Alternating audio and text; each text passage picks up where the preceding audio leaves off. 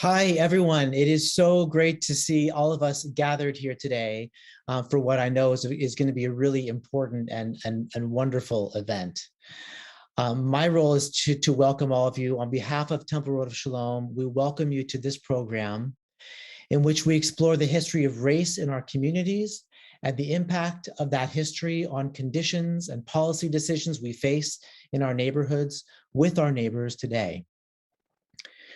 We are taught so many things in Judaism that lead us to this work, from the commandment to see everyone as created in the image of God, to the imperative to seek justice. But I think perhaps the most important one for our work today is the teaching that while we know none of us will ever be able to finish the task, that the challenges of racism are so deep and so persistent, that we are also forbidden from giving up or from stopping our work. We know that these teachings are not only reflected in Judaism, but in every religious tradition that is represented by the people who are gathered tonight.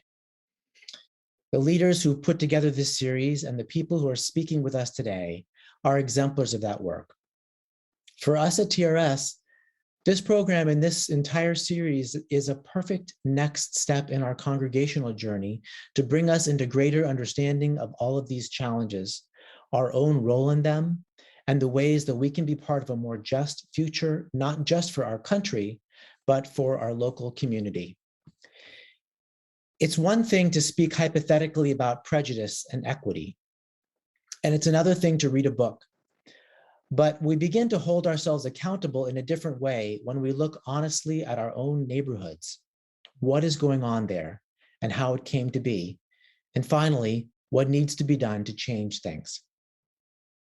Tonight, we're going to hear from an outstanding panel of experts, and we expect to learn and be challenged in our thinking.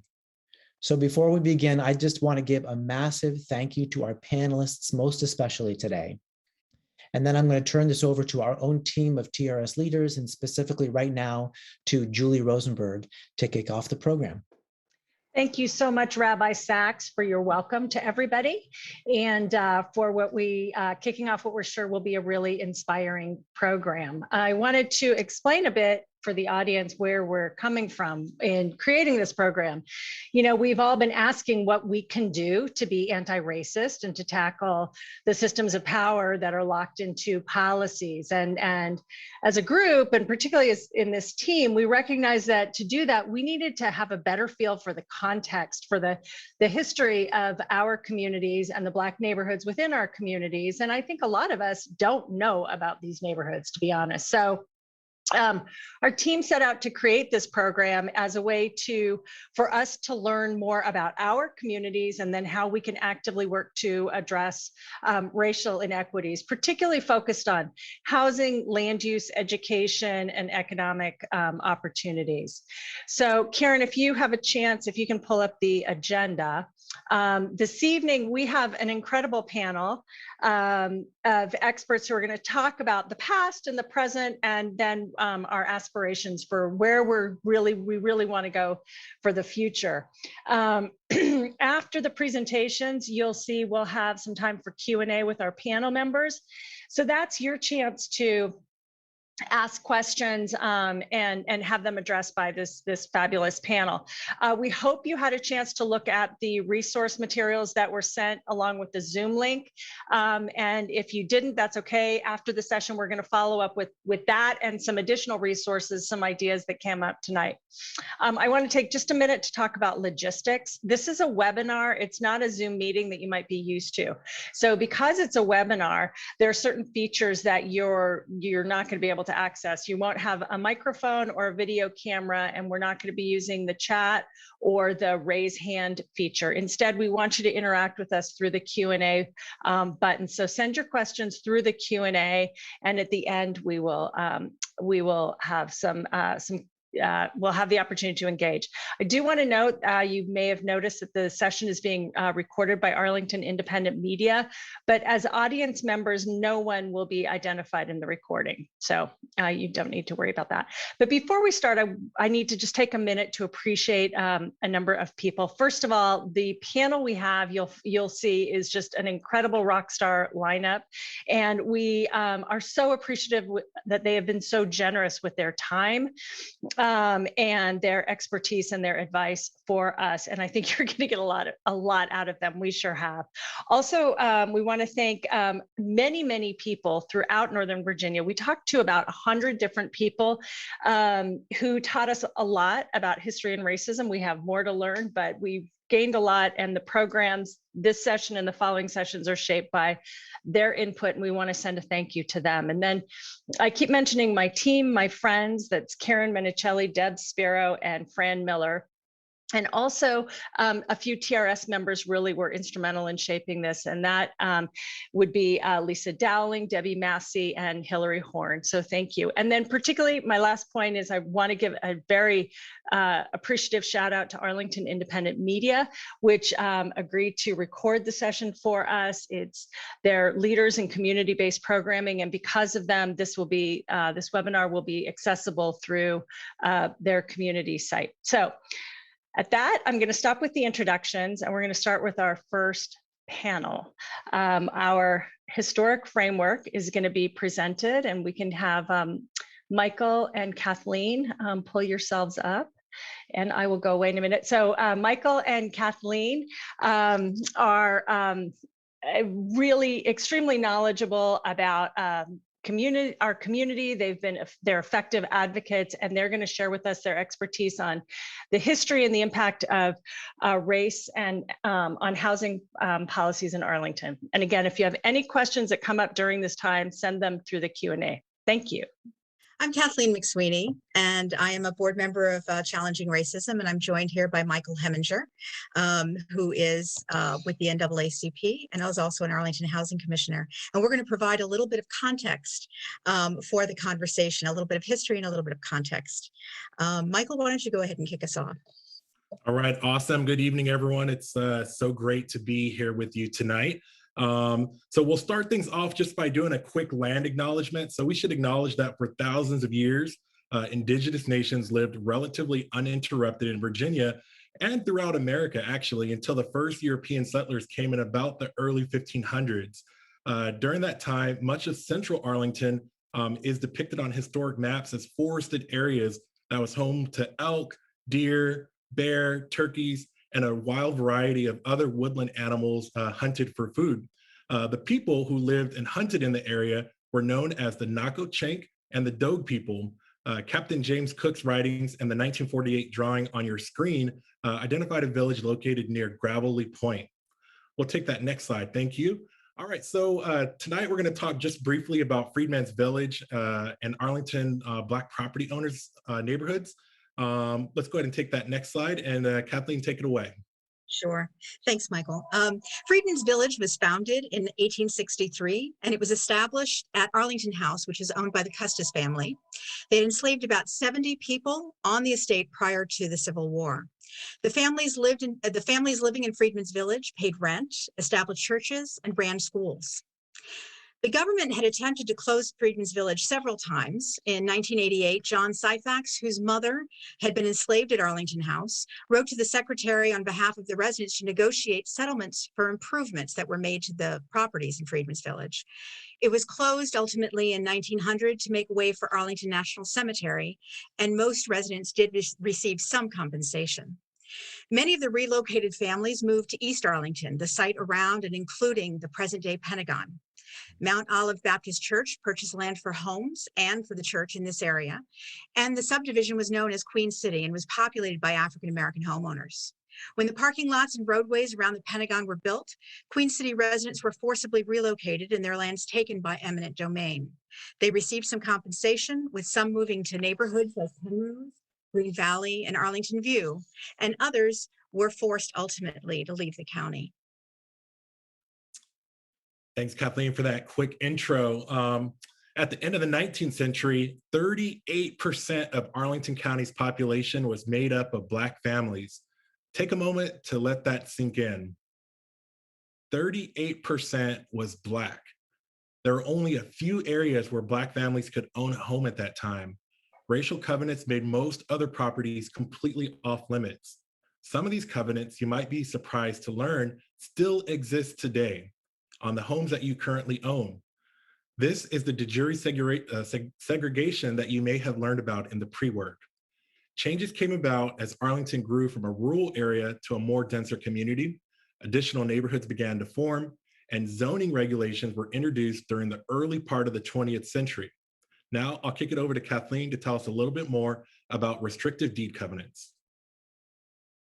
So as Michael mentioned, as Arlington developed, many of the deeds on the single-family homes outside the Black neighborhoods contained covenants that restricted who could buy houses in those neighborhoods. In 1920s Virginia, these covenants were designed to restrict African American largely, but also Jewish and other families who were considered non-white from purchasing homes. For example, the deed for the Line Park Community House and the deeds for many nearby homes read, and it's on the screen here, neither said property, nor any part thereof, nor any interest therein, shall be loaned, sold, or leased to anyone not of the Caucasian race for a period of 99 years from September 1st, 1923.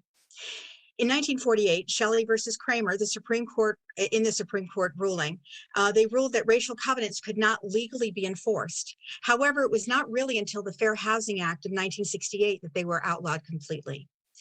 And many of these covenants, as Michael mentioned, remain on deeds today. Some owners aren't aware of them. Others are, but have chosen to leave them on the deed so that people can see it as a historical artifact and so that the history is not forgotten.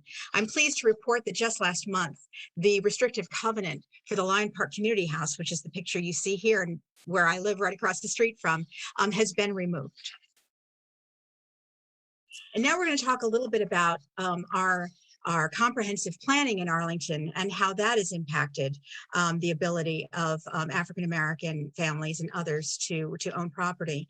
So the general land, well, first you're looking at the comprehensive plan, a picture of our comprehensive plan, which has elements such as our master transportation plan, our historic preservation plan, our affordable housing plan, stormwater, sewer, and so on. But the part I want to talk about is the general land use plan, or the GLUP. That's the county's vision for how the land is used in Arlington. And so largely there are, in the single and two family GLUP designations, they have remained unchanged for over 60 years. This has effectively frozen large areas of the county so that only single family homes or townhouses can actually be built in those areas. So the first zoning commission meeting was held in 1927 to draft regulations, and the first zoning ordinance was adopted in 1930. Duplexes, row houses, and multifamily housing during this period were seen as undesirable in single-family neighborhoods, often because they were associated with Arlington's Black neighborhoods. In 1938, a zoning amendment was adopted that banned row houses from being built. Zoning amendments continued to be approved and required larger lots and larger setbacks for homes.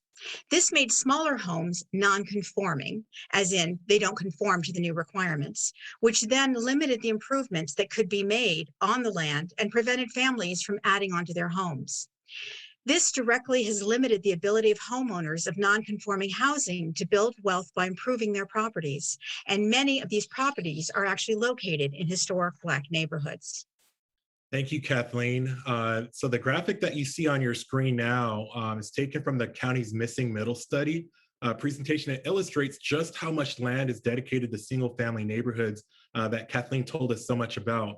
As you can see, over 60% of the land is in yellow on both maps. It has a land designation for low density, and of that area, about 75% is dedicated to single-family homes.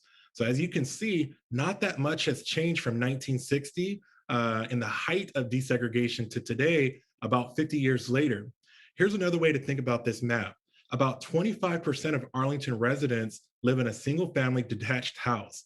Much of our 26 square miles of land is dedicated to low density, which means that single family neighborhoods is the primary zoning regulation.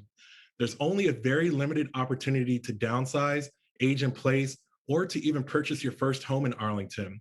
Here's something that I want you to noodle on, and you may want to write this down. About 25% of the homes in Arlington make up about 75% of the land area containing housing, meaning that 75% of Arlingtonians live in about 25% of the land area here. The land areas of Arlington were zoned again for primarily single-family detached housing. It also overlaps with the census tract where at least 70% of the population is white, which may suggest that Arlington's current zoning framework may not support the county's goals for diversity and inclusion. Before we proceed to the next slide, just take a quick moment to let this data sink in. All right, next slide. All right, here's a graphic from the US Census Bureau that shows us rental housing affordability in Arlington County. Note that this reflects the ability of the average Black, Latino, Asian, and white family to rent in areas of Arlington based on the median income for these racial and ethnic groups.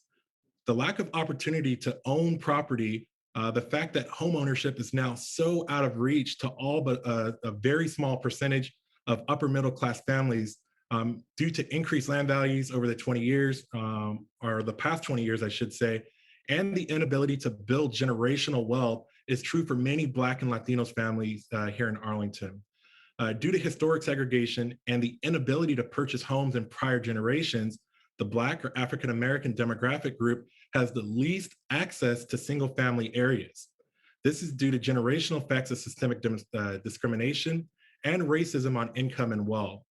There's really just 3 areas of our small county that are within reach for the average Black family based on income today. Does this graphic surprise you? Let's take a quick pause to soak up the information. From the 1920s to the 1960s, the federal government took steps to actively encourage racial segregation. Kathleen, why don't you tell us a little bit more about some of the steps that our government took to enforce racial segregation? Sure. It's important to know that what was happening in Arlington to limit options for Black families needs to be considered in context of what was happening nationally. So here on the slide, we talk about the fact that during the Depression, the Roosevelt administration built public housing for working class families that were actually separated by race. What people don't know is that, or what I think a lot of people do know, is that the public housing for Black families was generally placed in high poverty or isolated neighborhoods. The FHA was created right after this time, and the Homeowners Land Corporation, or Loan Corporation, color-coded maps in cities across the country, indicating where it was actually safe to insure mortgages. And so the properties seeking mortgages in or near African-American neighborhoods were seen as high risk. They were often colored in red, which is where the term, the redlining, comes from. And the FHA subsidized builders creating suburbs for white families. I'm going to say this again. The federal government subsidized builders to create suburbs for white families during this period. And the underwriting manual of the FHA stated that incompatible racial groups should not be permitted to live in the same communities together. And it also went so far as to recommend that highways and other physical barriers separate Black and white neighborhoods so that then the white neighborhoods could actually get loans. In addition, the IRS gave tax exemptions to charities and organizations that enforced racial homogeneity of neighborhoods. The FHA, we talked about, subsidized white-only communities. Famous among these were Daly City in San Francisco and Levittown in New York. By the time the Fair Housing Act was passed in 1968, the properties in a lot of these neighborhoods had appreciated, and so Black Americans hadn't accrued the wealth to buy into them, which further cemented the segregation of those neighborhoods. And movement to integrate neighborhoods isn't easy, and it wasn't easy. And when it is done, and when it has been done recently, it's usually white families moving into Black neighborhoods, which then end up pushing the Black families out. You don't have to look too far to see this. Green Valley is an example of this in Arlington, and certainly across the river in Washington, D.C. We've seen that a lot. The GI Bill is often pointed to as a great boon to returning soldiers, but Black families couldn't take advantage of it to build wealth as their white counterparts could, due to those restrictive covenants that we've discussed, the redlining, and the overall lack of housing options. The police in many cities enforced segregation and supported mobs that tried to drive Black families who did manage to buy in white neighborhoods out of those neighborhoods. And then realtors often enforced a code of ethics that discouraged Black families or turned Black families away from certain areas. And studies have shown that real estate agents in Arlington steered Black families to South Arlington neighborhoods in the 1950s through the 1980s. Awesome. Thanks so much. What we just heard were really great examples of de facto and de jure segregation. You may recognize those terms from some of the pre-work.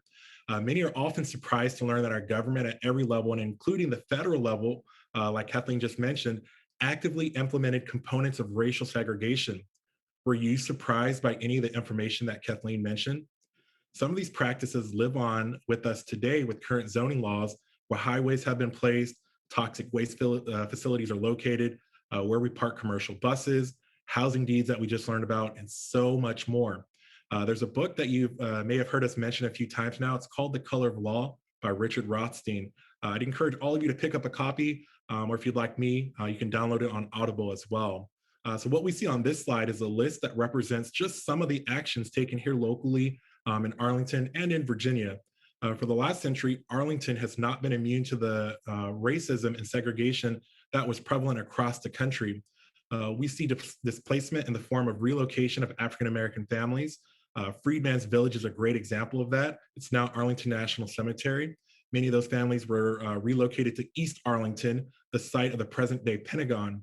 Mount Olive Baptist Church purchased land for homes and the church, and this subdivision was known as Queen City. It was also populated by African-American homeowners.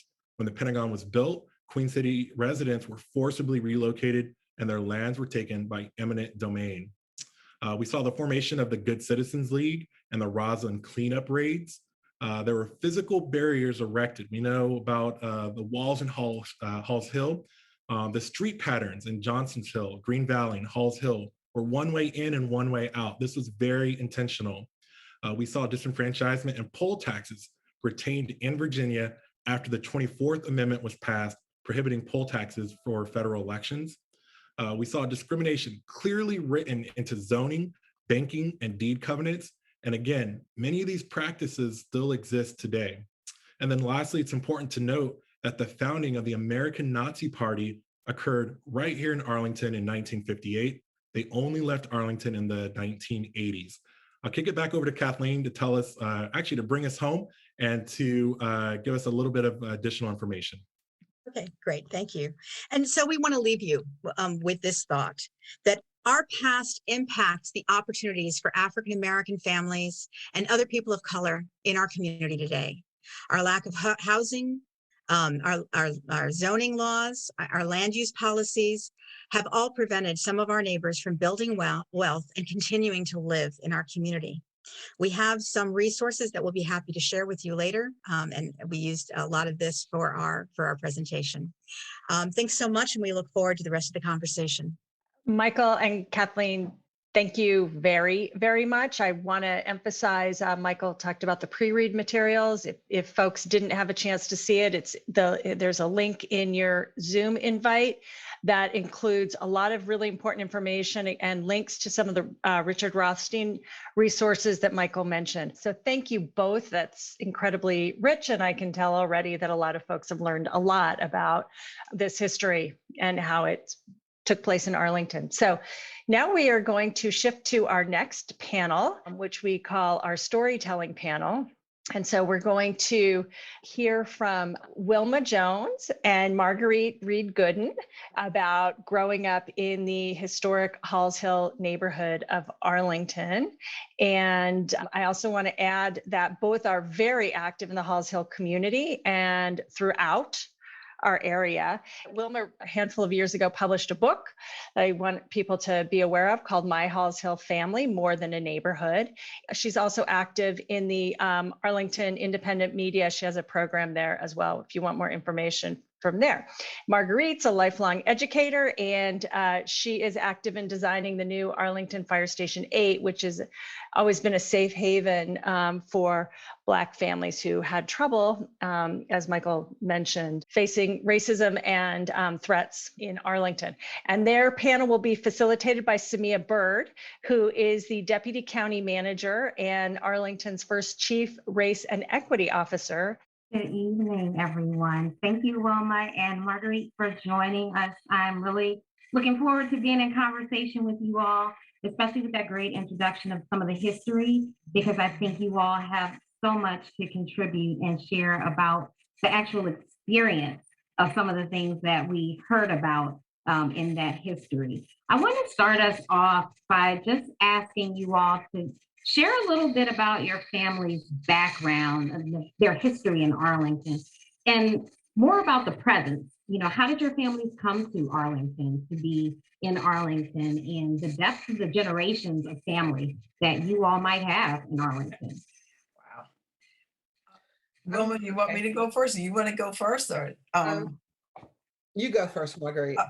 well, I will quickly tell you that my grandparents or great grandparents were part of, I think, were freed slaves from the Basil Hall plantation, which was Hall's Hill. And so I can remember they had a plot of land, and my grandparents had a house there. My great uncle, his house was next door. My great grandmother's house was in between. So it was lots of, they were established as a result of land given by Basil Hall, which I think they had to rent. And Wilma would know all of that a lot better. So my mom was born here in Arlington, was a native Arlingtonian, and on Halls Hill. But my father was actually born in Pennsylvania, in outside a small town called Heidelberg, outside of Pennsylvania. Very poor. His mother was an immigrant and immigrated here in 1918 from the West Indies. And but as they graduated from school, most of my uncles and they went into the military. My father was in the Navy. His sister, oldest sister, moved here when she married a Syphax, and you mentioned the Syphax, William T. Syphax. She married him, and of course they had land on Johnson Hill because of, as we just heard, how they got their land. And so she brought her siblings to Arlington. And that's how my dad, when he came out of the Navy, came to Arlington, and he became one of the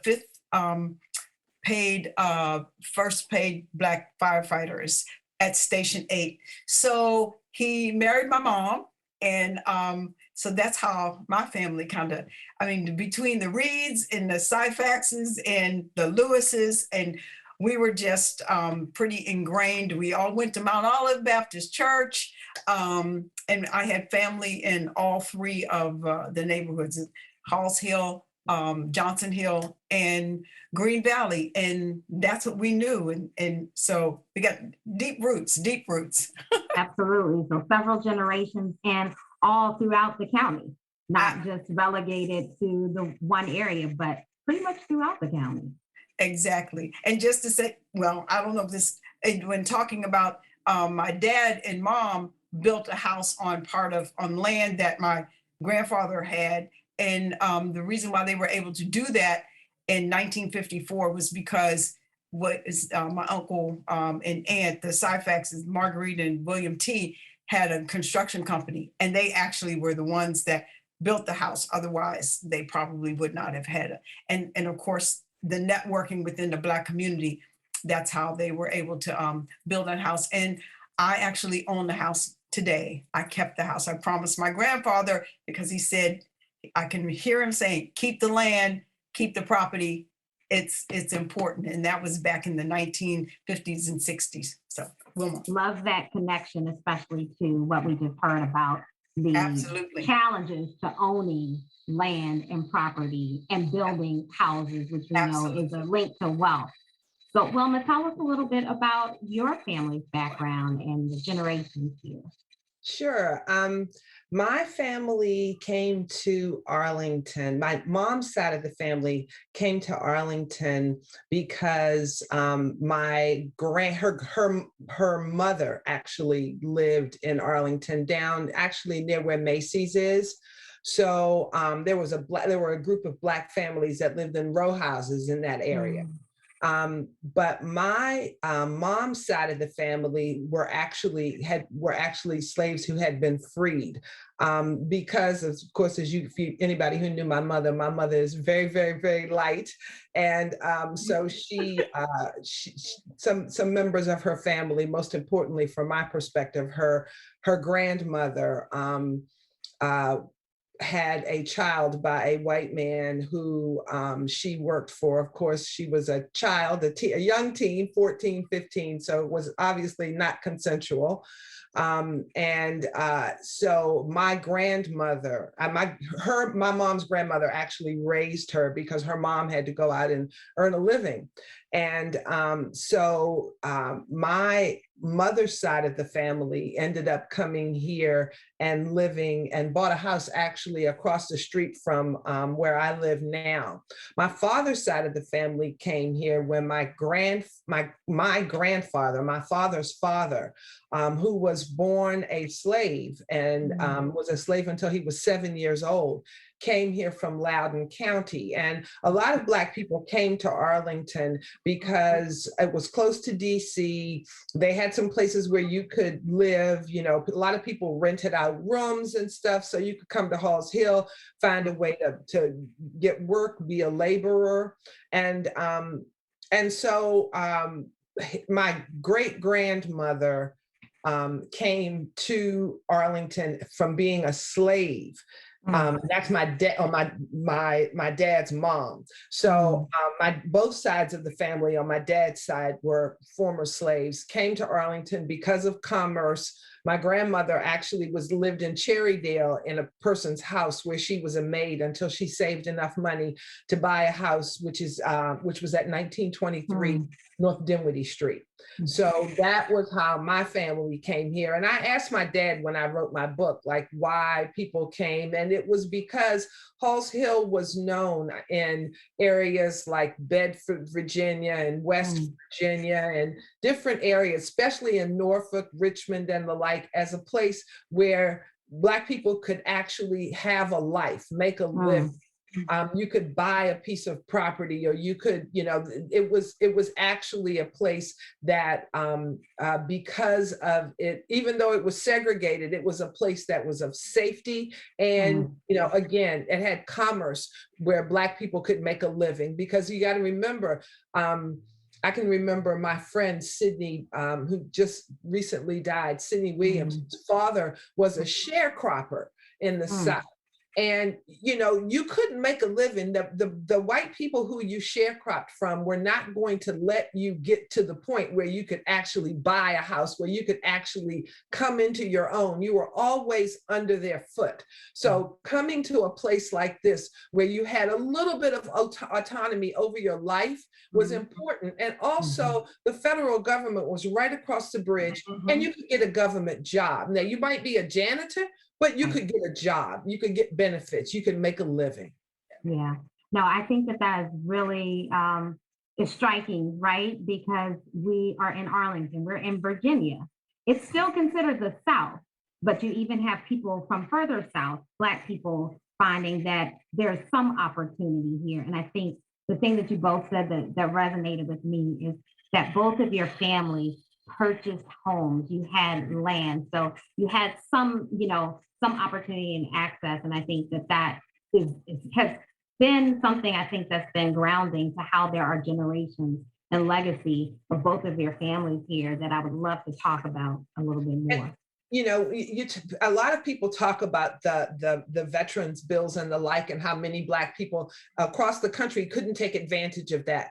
Black people in Arlington, in these three neighborhoods, had that advantage that, first of all, these neighborhoods may have been redlined, but these neighborhoods had like 60 and 70% home ownership. So it wasn't, from a bank perspective, these people had relationships with banks. They might not have gotten the best rates, but they could get a mortgage. They could use those, because again, I talk about it in my book. During World War II, the only men left in this neighborhood were men who were too young, too sick, or too old to be drafted. They were all gone. So a lot of, my parents bought their house, the house I grew up in, on the VA bill. And a lot of Black men came back to Arlington and were able to make that happen. And as Marguerite said, she had family who had construction businesses. There were a lot of Black people who built homes in those times. So if you could get the loan, you could get, you could make it happen. But the VA was also very, like the first couple of houses my parents wanted to buy in Halls Hill, they wouldn't approve for, it wasn't an easy process, right? But you could make it happen. Right, it was doable. So let's talk a little bit more about that. You all are both beautiful women, right? Who I will not reveal any ages, and we probably wouldn't be able to know just by looking at your age, and I know better than doing that. But I want to talk a little bit about your experiences growing up in Arlington. So we talked about the opportunities, but there certainly were challenges. How did you experience, the things that we heard about in the previous history, like growing up in Arlington? What are some of your memories about how segregation and racism impacted you in some of those different spaces that we talked about? Well, let me start, and I'll do it really quick. The one, I think the main thing people should understand is our neighborhood was segregated. When my parents were young, only one way in and one way out. I didn't personally know any white people until the schools integrated when I was in second grade. There was, the only white person that I could say that I actually had any interaction with before I went to school was the white woman who worked at Safeway. Because my dad took me to Safeway every Saturday. And so I would say hello to her. She still works at Safeway. Literally, she's been there like 50 years, Miss Betty. Wow. Yes, exactly. Miss Betty was a young clerk when I was a kid. So, there was no, the only white people I saw were people when we went out for commerce. White people didn't come in our neighborhood. The only white people that came in our neighborhood were the insurance man, the milkman, and the police really, if the police came in our neighborhood, we knew they were looking for someone. They didn't just routinely, there were no routine patrols in the Black neighborhoods. So we went to a segregated school. We went to the churches, or, even though Marguerite went to a church in a different Black neighborhood of Arlington, but all the churches were segregated. There really wasn't any interaction with white people unless we had to go to their stores. And back in the day, when my brothers and sisters and Marguerite and them were coming up, we went to, our parents went to Black stores and stuff. They went to the Hicks store, but, they didn't, or they went to Georgetown to the market and got all their fresh fruit and vegetables and things. So there wasn't a lot of interaction with white people other than commerce back in those days. Well, and just to piggyback, Wilma is a little younger than I am. She was the baby in the family. I remember when she was born.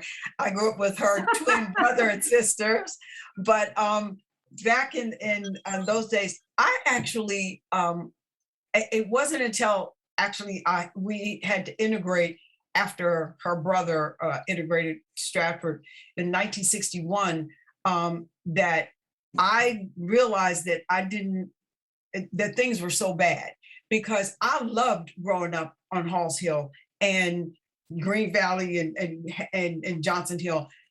My childhood experiences were wonderful. The families, we all knew each other.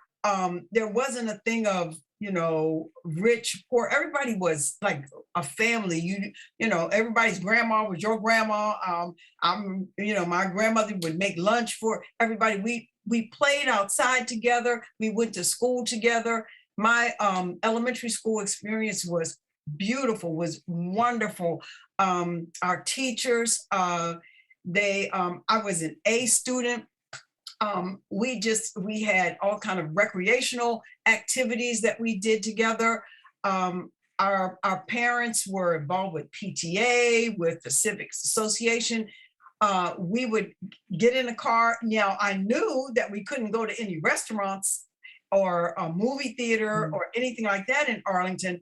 But you know, our parents made it so that actually I didn't care because they drove us to DC and we went to the best restaurants and we learned how to, you know, go into a restaurant. We shopped in DC on F Street.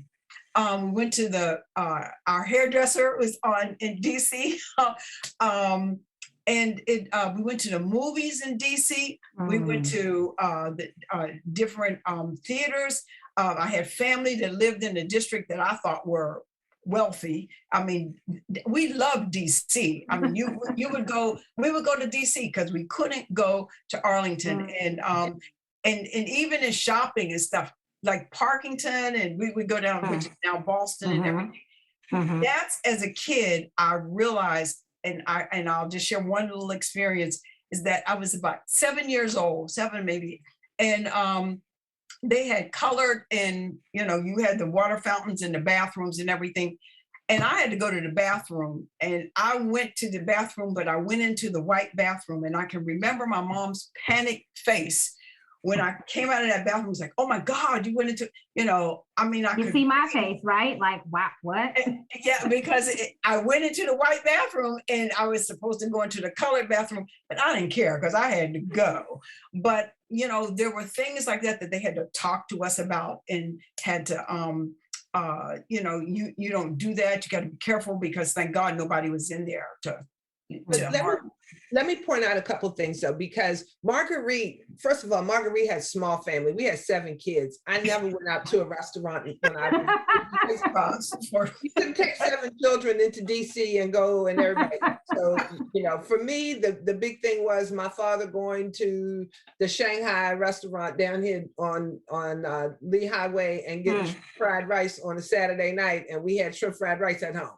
But I do want to say that there were some really just incredible people in Arlington during those times that did things that made a huge difference. And that's why we as Black children did not realize the situation that we were in terms of being segregated. Mr. Ernest Johnson, was the head of the Negro Recreation Section, ran it for 30-something years, mentored so many people, but he was the reason that Black kids had recreation in Arlington, literally.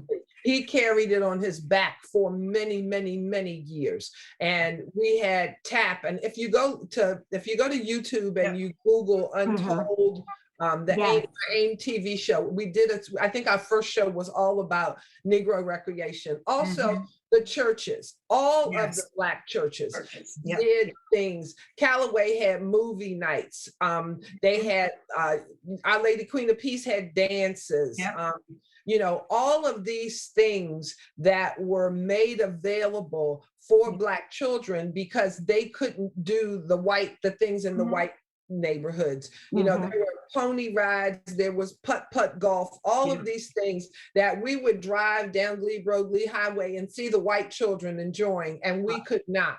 But our community, the citizen associations in those 3 neighborhoods, and remember, because back when, you know, my dad and them were coming up, it was more than 3 Black neighborhoods. You know, there was Roslyn, which had a thriving Black community and row homes there. There was the Butler Homes neighborhood, now called Penrose, which was where the middle-class Black people who left Queen City and East Arlington once it was completely demolished because of eminent domain. So there were a lot of different communities, but through to be very honest with you, it is because of the vision and the hard work of the people in the citizens associations in those 3 neighborhoods back in the 60s and 70s that we still even recognize these 3 historically Black neighborhoods. There are neighborhoods in Alexandria that were going through the same things that Arlington was going through. They did not use the methods like the neighborhood conservation funding that the federal government gave to the communities. Our 3 neighborhoods, Johnson Hill was the first one, Halls Hill was the second, and then Green Valley, I think, was the 4th that got those plans approved. That was putting a stake in the ground that says we were here. Yeah, no, that's, it's interesting, the two differences in the experiences, but the similarities. So like Marguerite saying that because you couldn't do a lot of things in Arlington as a Black person, your family was able to go into DC to do them. But then talking about community and the strength of community, and Wilma, all of the supports and the ways that we made sure that Black people and our children could thrive and still not even really understand the impact of probably what your parents and your grandparents were dealing with, because there was so much support there in that community. And the other thing that stands out to me about what you said is, I'm going back to Marguerite, you saying that, you had family all over. And then, Wilma talking about putting a stake in the ground to preserve, some of that legacy and that history of the Black neighborhoods, that we can still see the imprint of them in Arlington today, but how some of that has been lost, right? Yes. Because if your family was all over and now we're just relegated to, which we saw on those maps, a few places and areas and pockets, but it's still there, but that loss, I think, is tremendous. So I think, Marguerite, you shared one memory of being a child and going into a white only bathroom. Wilma, is there any moment that stands out to you that impacted you based on your race in Arlington? Oh, absolutely. Absolutely. It's the story of Miss Dottie at Robinson's 5 and 10. Anybody who grew up in Falls Hill can tell you, she followed Black children around every time we walked in. And I think about our parents, because that store was right across the street from the Safeway, and it was right next to the Hawkins Meat Market. That was when my father did his shopping every Saturday, and he used to take me with him after I got old enough to go when my sisters and brothers were older. And every Saturday he would give me a quarter, and they had this thing called a bat and ball.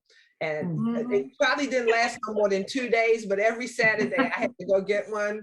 And I think about what our parents dealt with in order for us to have, the small pleasures that we have, and that he had to walk with me. And, he could tell that woman a million times, she's not going to steal nothing. I'm with her. She did not care. She intimidated you. And it just was a message to me that, and it taught me at a very, very young age, I'm talking 4 or 5 years old, that some white people were not going to like us no matter what. We were giving them our money. We were being respectful. It didn't, I realized then that it at some point, it didn't matter how nice I was, how good I was, how personable I was, how polite I was. It didn't matter. I could be 10 times better than everybody. They still weren't going to like me. And it was a tough thing for, because everybody wants everybody to like them. Right. So it was from that perspective, it was a tough thing, but it gave me perspective in that, hey, you're not going to stop me. I'm going to do what I got to do and keep it moving. And so, but I just wanted the audience to understand that part of what our parents did in giving us this cohesive neighborhood that kept us safe, not just physically, but emotionally, because I talk to Black people. I have a girlfriend who I went to college with who grew up in Farmville, Virginia, and they closed the schools in Farmville at the same time that Arlington was integrating, and she had to go live with an aunt in New York until the schools opened back up.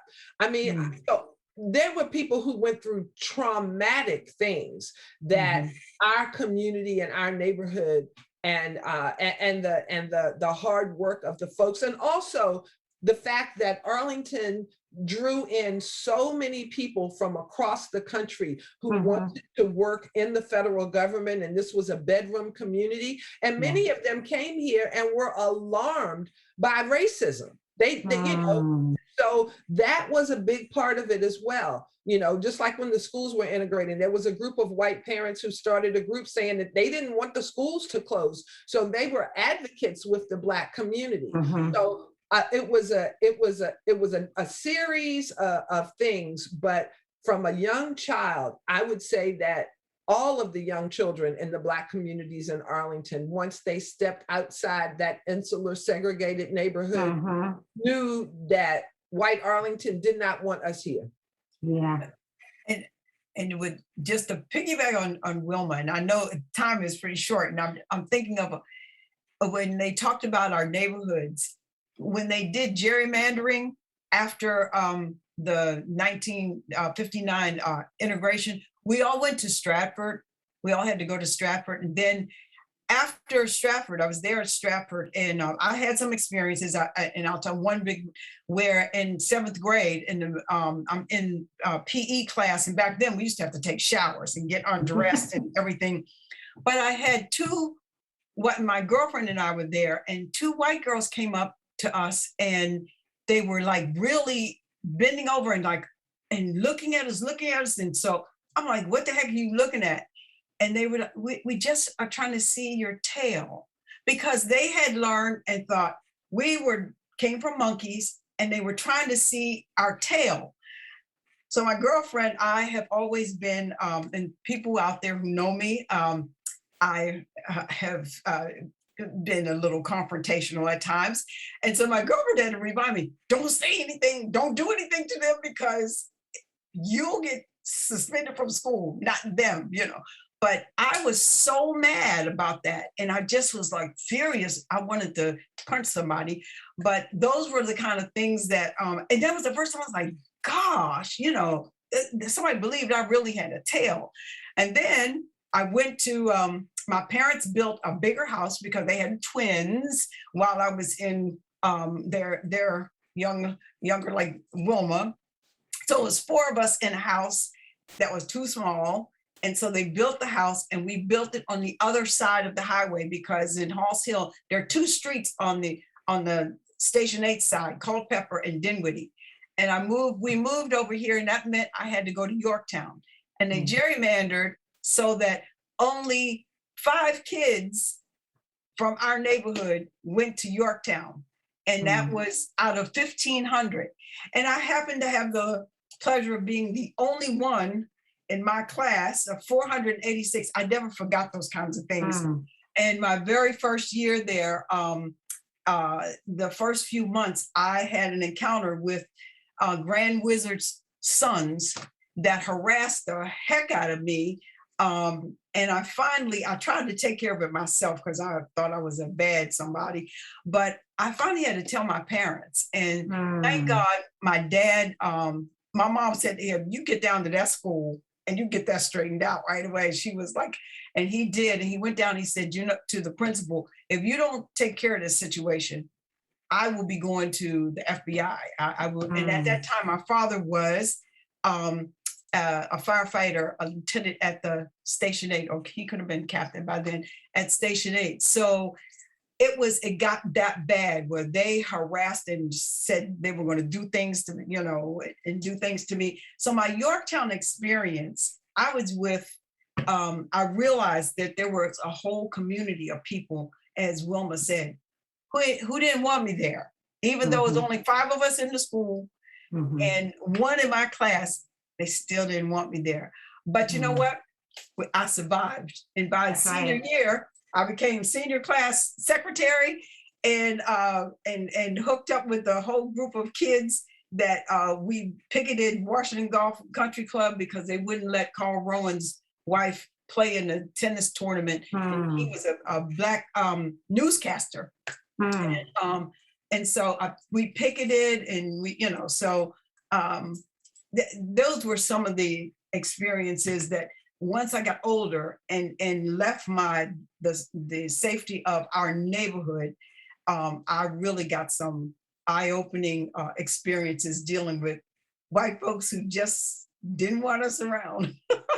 Thank you. Thank you both for sharing those experiences with us. It's, again, a parallel. It's amazing. And I'm, even for me sitting here listening to it, that most of the time, your first encounter of realizing you're Black and what that means in a space where people don't want you is when you're young. And that's really, really impactful. I see we're getting our warning hover.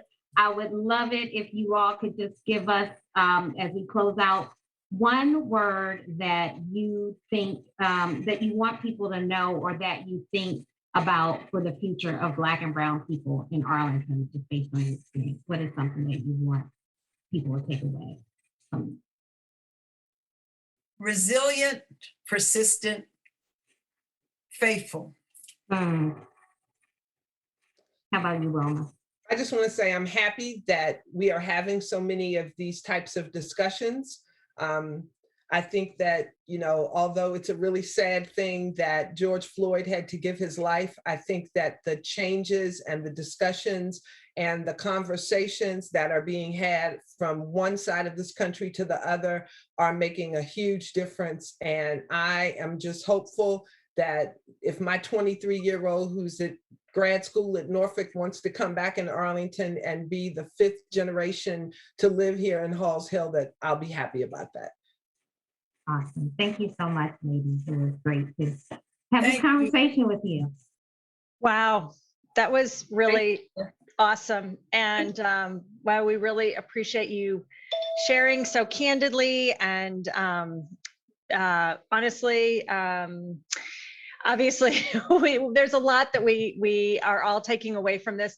There's a lot I can tell folks that Marguerite and Wilma didn't get to, that is also just absolutely chilling and fascinating. So I do, again, encourage you to look at the materials, the resource materials. I want to introduce this next panel. So Mike, if you can bring us Alicia, Samia's coming back, JD and Whitney. This next panel is really our call to action. You've gotten his historic framework, you've gotten just incredibly moving and impactful stories from Marguerite and Wilma. And now we're going to talk about, we're going to hear from some really, really powerful racial justice advocates about initiatives that we have going on throughout our community and in particular our schools.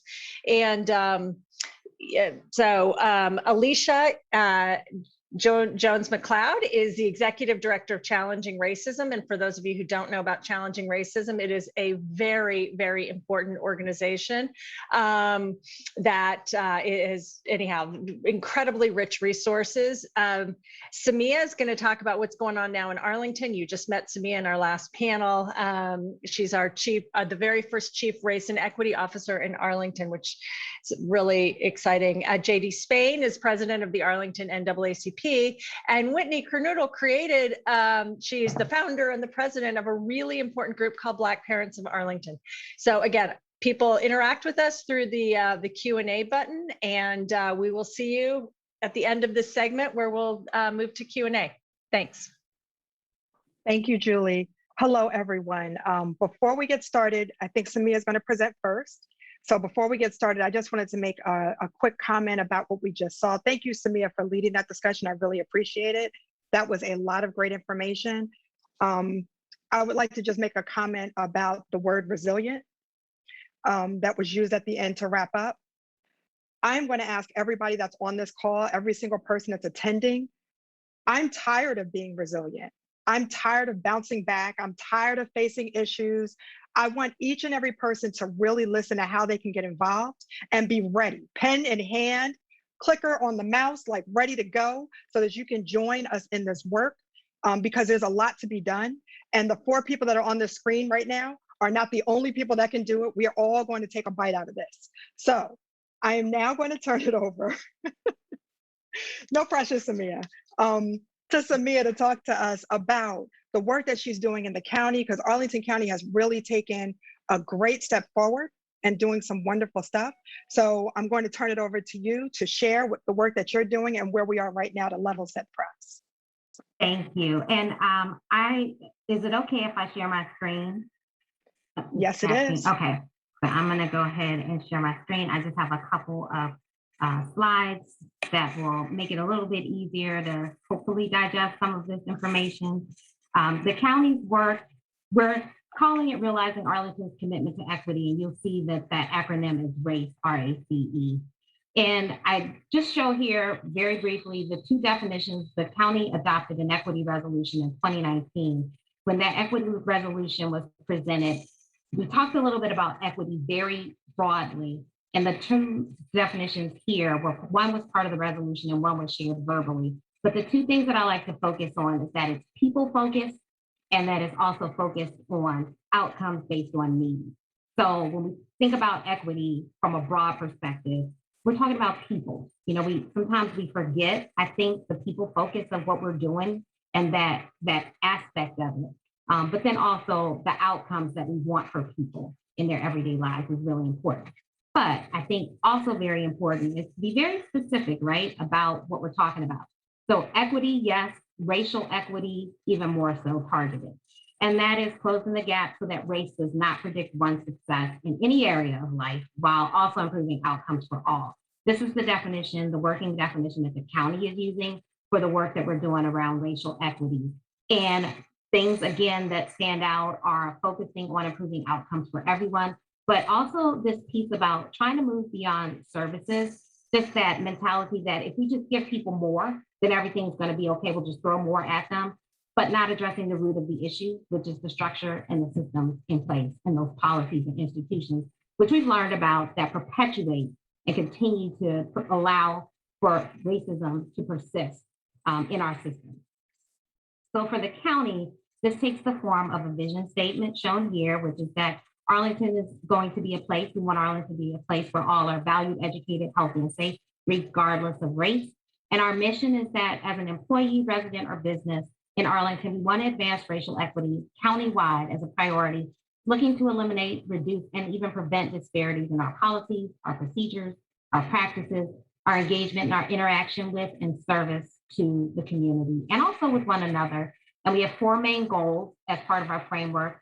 They are normalize, organize, operationalize, and assess. And you'll see here shown in a circle because they're all interconnected, they're all interdependent, they are all continuous, meaning, and I think some of what Alicia said too, is that there's not a quick fix, there's not one single thing, there's not a single person, but this has to be a continuous and ongoing process. Unfortunately, yes, but fortunately, because it allows us to continue to bring people into this process and for us to continue to make improvements and to move forward and progress. And when I talk about normalize, what we're talking about is having a shared understanding. A lot of what we're doing here, having these conversations, shared understanding, knowledge, and terminology around racial equity. And then when we talk about organize, making sure that we have sustainable and supported structure in place, because we've seen a lot of efforts happen over many generations and cycles and decades. But what's going to sustain this work so that it lives past any of us here and continues and is perpetuated? And then also operationalizing. So how do we apply a racial equity lens to everything that we do so that we're understanding who benefits, who's burdened, who's missing, how do we know? And then setting a framework for action in terms of how we're going to address those inequities once we see them. And then assess, how are we doing? How are we evolving? What are we doing? And what things do we need to change over time? These are just a number of the objectives around each of those goals that we have set forward for ourselves in the county and the work that we're doing. I don't want to read them and take too much time, but for each of these goals, there are objectives that we are focusing on within the county. And I'll give you just a second to kind of just look over this and we can make this available later. When we talk about each of those areas, when we talk about normalizing, organize, operationalize, and assess, how do we measure success? It's hard, right? Because we know that racial inequities persist in almost every area of life, whether it's housing, whether it's education, whether it's health.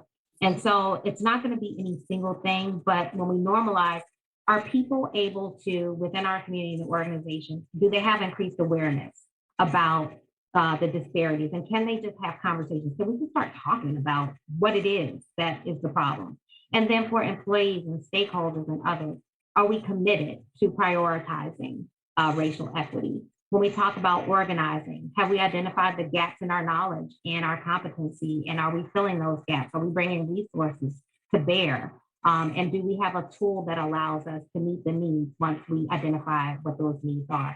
When we operationalize, are all employees able to and equipped to use that equity lens in their work? And can people identify systemic and institutional racism and come up with the strategies to address it? And then lastly, our work culture and our community. Do we demand and account for the differences? And can we see that in our leadership, in our community, and what we're doing? So those are some ways that I think we're looking to try to measure success. And then lastly, what I want to just conclude with is that we're focusing now in the county over this past year and then moving forward on trying to lay a foundation for the work to take root. So the conversations, the normalizing, how we're organizing ourselves to do the work. That's the foundation that will allow us to sustain the work long term so that we can start operationalizing and implementing. And then it's sort of hard to visualize. I think the way I talked about it, it's a huge framework. It's a huge body of work, yes, but it's not linear. No quick fixes. We have to be clear about that because we're talking about undoing systems and structures that have been in place for centuries, quite honestly. And so really trying to recondition ourselves and our thinking about how we approach our work, how we approach each other, and how we interact. Systems change, is a change management is really what we're talking about in the government structure. And so I just want to leave you with this is at the end of the day, what we really want to walk away with and what we want people to take from this and the work we're trying to do is that racial equity just becomes who we are. Just what we do just becomes our standard practice and operating procedure.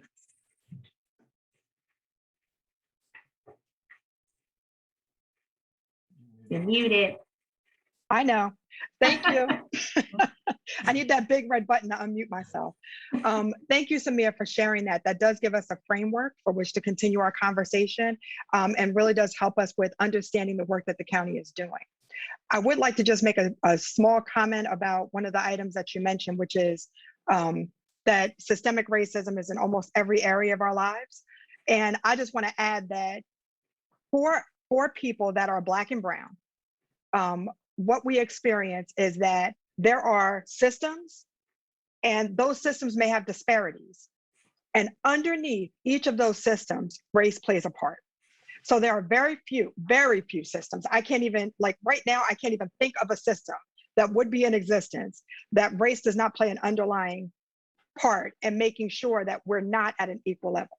So there are a lot of those systems, from education to transportation to parks and even yoga. Like there's so many systems, like I can't even tell you. There's so many places. They had an article about Black while running. Like who thought running was an issue with racism, right? But there's a whole underlying current about people being out in like doing their thing and how racism is at play.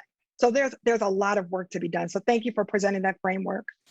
I'm going to ask for JD and Whitney in that order to share a little bit about their organization, how they came to this work. Why is this the work you chose to do in your organizations, and why is it important?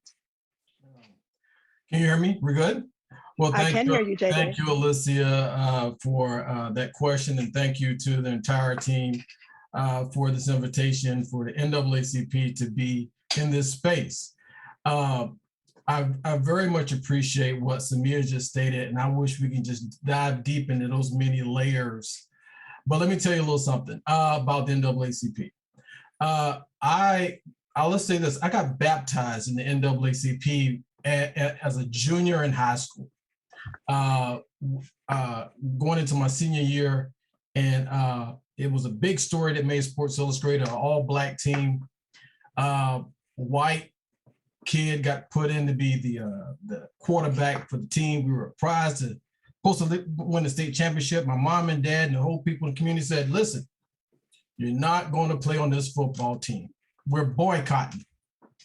I didn't understand why at the time. But I did later on, the reason behind all that.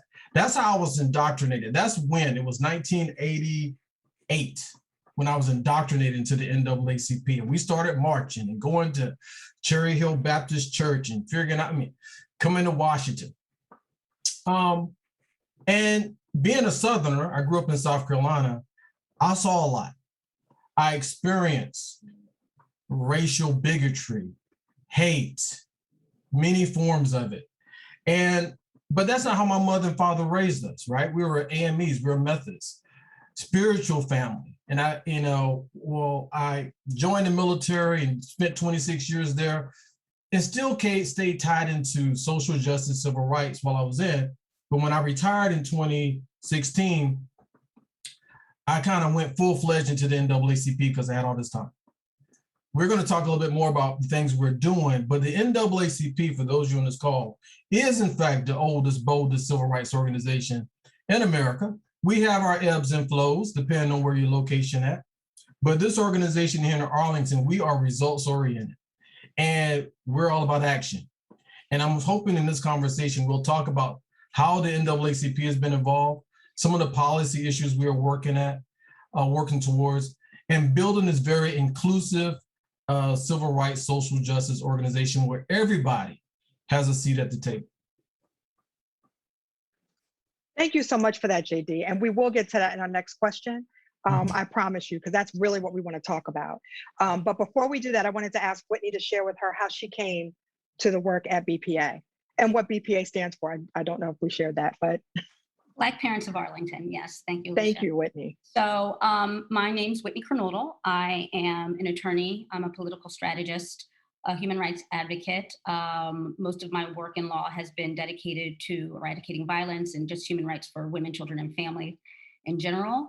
I have two sons who are the light and love of my life. I am a very proud Black mama of two beautiful Black boys, and becoming a mother, particularly along with my natural desire for advocacy and for human rights and the protection of marginalized, is really what's inspired me in also many ways and all types of advocacy that I had done in Arlington, starting when my sons were little and right before they entered APS themselves. There were a few Black moms. My children went to Escuela Key Immersion School, where there are plenty. It's one of the schools that is primarily BIPOC, particularly based on the fact that half of the students are Spanish speaking, but there weren't a lot of Black families. And there were a group every now and then. I'm a transplant. I came here pregnant with my firstborn. We moved to Courthouse. And so we weren't in a neighborhood that had been historically Black. And you heard that there were Black people who lived in Arlington, and I kind of would see some of them, but particularly as a transplant, I just didn't know any. And so at some point in 2017, Dora Williams, who was another immersion parent at Claremont, said to me, like, hey, where are all these Black people? Like, you find the Black people you know, invite them to my house. I'll get the Black people I know, invite them to my house, and then we'll talk about the shared community that we're raising our children in, and what it's like to raise Black children in Arlington. And so we started to do that. What happened is it started obviously as a safe space and a social space for Black parents, but I certainly was not only just disheartened, but shocked by the level of disparity in the way that Black children were being treated from school to school. I believe based on the immersion program, you already have people who are, regardless of their racial identity, they're choosing to raise their children in a bilingual, at least bilingual, oftentimes trilingual, multilingual situation. So they tended to be a little bit more progressive, even though I hate that word, but open-minded when it came to people who were different than they are. But in a lot of the other schools, it was shocking to me, the disparity in the treatment of Black children. Black boys were being called nigger in schools and administrators weren't doing anything about it. Black children weren't being identified as gifted, even though they were coming as gifted from other neighboring communities. And so it was really shocking. So we really decided to take it up a notch and start doing more advocacy. I want to say something personal that happened to me during this time when we were trying to figure out what to do. And hopefully I'll be able to share my screen here. Something that happened. I moved pregnant in 2005 with my firstborn, Jackson. He was an immersion student. He actually is still in immersion at Wakefield. He will be one of the first Black boys ever to graduate out of the immersion program, which at this point is almost 35 years. There have been Black girls, but there have never been Black boys, and there's about to be 4 of them. And my son and one other child have 2 Black parents, and thus 4 Black grandparents who descended from the enslaved. So that's pretty great, but the fact that it took 35 years is itself a signal of some of the inequities that have happened for generations. So let's see if we can get this. So this is what I received from George Mason. It was February 2018. My son Jack was in 7th grade at Gunston. Always been an exceptional kid. He was safety patrol captain, straight A's, commendations for his character, protective of his little brother, just a straight up really great kid. And we've always been really proud of him. But I was shocked to find a letter in the mail coming from George Mason for a 7th grader, and opened it. Parents of Jackson Frederick, congratulations, your journey to college has begun. You've been nominated for the EIP Prep Program, a 1-year academic enrichment program sponsored by George Mason University in partnership with Alexandria City, Arlington County, other neighboring jurisdictions. So I was just filled with so much pride that my child was already being basically scouted for college in 7th grade. And then I read the first sentence of the second paragraph and never really read the rest of it. In 1987, Mason established the Early Identification Program to support students who will be the first in their families to attend college. So I'm an attorney, but I was schooled. I went to Swarthmore College, and then I went to the University of Pennsylvania for my law degree. My husband went to the comm school at UVA and then went to Dartmouth for his MBA. My father went to Columbia for law school. My mother has 2 masters. So my son's family is better educated than the vast majority of white children's families. So why did my child receive that letter? And so I levitated, and then I kind of sunk, because in reading the letter, I went into his room and I looked at him, and all I could think of is, what are people seeing when they see my son? They don't see the fact that he plays cello beautifully. They don't see how protective he is. They don't see his mother's love. They don't see any of those things. They see some Negro. That's all they're seeing. And what happened is, because Gunston is a primarily BIPOC school as well, the school equity coordinator just sent the letter to all of the Black and brown children, all of them, which also means that there are white children who were sitting next to Jackson in that school that needed that letter and didn't get it. And so those are the types of things where I am lucky enough. I happen to have a meeting the next day with Reed Goldstein, who still is on the school board, and everybody in Arlington still knows about that letter. I have it laminated. I take it everywhere. But most children, regardless of racial ethnicity and identity, and particularly for Black families, don't have the luxury of being able to sit down with school board members, wouldn't even know that they could, even if they did. And so as president of Black Parents of Arlington, I was a co-founder and original vice president. But as president, I've really done I've tried to be the voice and face of the organization. And I look at every Black child in Arlington like they are Jackson and Sawyer. And I come in, all 5 foot of me, raging to ensure that all of those children I treat just like mine, and they deserve absolutely the absolute best that we have to give. And I'm proud to be able to use my God-given talent to do so. Thank you, Whitney. Your story is so powerful that I really think it has touched some people here tonight to know that it is our fire inside of us that gets us started in this work, right? So I want to go to issues that we're pushing forward. So Samia, do you want to start? And I'll ask you, what is one issue that you are working on at the county level that you really want to push forward? And then we'll go to JD, and then we'll come back to Whitney. So that's an interesting question for me in the role that I play with the county. My background and my years of work with the county up to this point of being Chief Race and Equity Officer have been focused on land use, housing, and zoning. And the reason why I was always interested in that work is because I understood, I think, and even, with studying planning in school, for me, it was about trying to be a bridge and build community in the true sense of the word. And I understood the impact that planning played in people's lives and what people have access to, particularly Black people, women, people like me, right? And so, you might think that for me in this work, I would say housing or land use or zoning. And I think that they are fundamental. And I do think that those are the areas of focus. From what we've seen and heard, some of the work we've been doing, it's been education, it's been affordable housing, it's been our engagement, right? How we engage the community and make sure that our engagement is equitable. And it's also been around language, but in my work internally, it's how do I bring this perspective, this understanding of changing mindset to an entire body of people that provide service to the community, and their role is as a county employee is to provide all these different services. So for me, it's how do I bring the work to the people inside the organization so that they make it their own and that they ground their work in racial equity.